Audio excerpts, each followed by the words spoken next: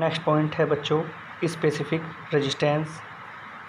When current flows in a conductor then the ratio of the intensity of electric field E at any point within the conductor and the current density J at that point is called specific resistance. It is denoted by rho. Rho is equal to E upon J. Suppose that a conducting wire of length L and area of cross section is A. बच्चों हमने एक conducting wire मानी है जिसकी length L है and area of cross section is A. When the potential difference V is applied its ends the electric current I flows in it. If the intensity of electric field E and current density J at constant at all points within the wire, then the electric field E is equal to V upon L and current density J is equal to I upon A. बच्चों हम electric field E and current density J की वैल्यू को rho is equal to E upon J वाले फॉर्मूले में put कर देते हैं। Therefore rho is equal to V upon L upon I upon A।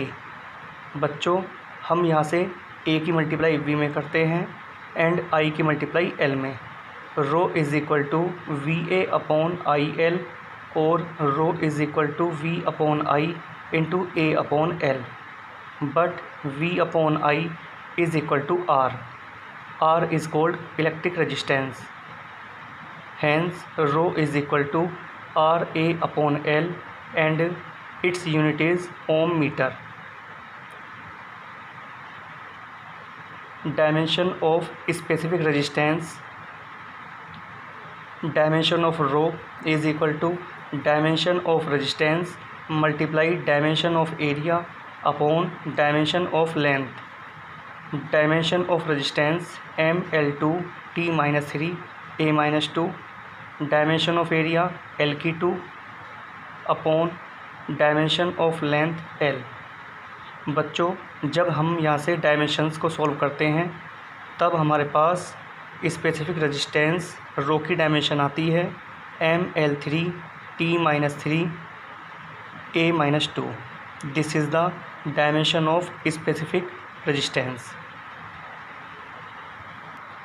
Next point है बच्चों specific conductance. The reciprocal of specific resistance is called specific conductance. It is denoted by sigma. Sigma is equal to 1 upon rho and its unit is ohm meter inverse. Dimension of sigma M-1 L-3 T-3 A-2. Next point है बच्चों relation between specific conductance sigma and current density J. The specific conductance of a metal whose specific resistance is rho, then sigma is equal to 1 upon rho, but rho is equal to E upon J. बच्चों हम रो की वैल्यू को यहाँ पर put कर देते हैं. Sigma is equal to 1 upon E upon J और sigma is equal to J upon E. implied that J is equal to sigma E. In vector form, vector J is equal to sigma vector E. This is required solution.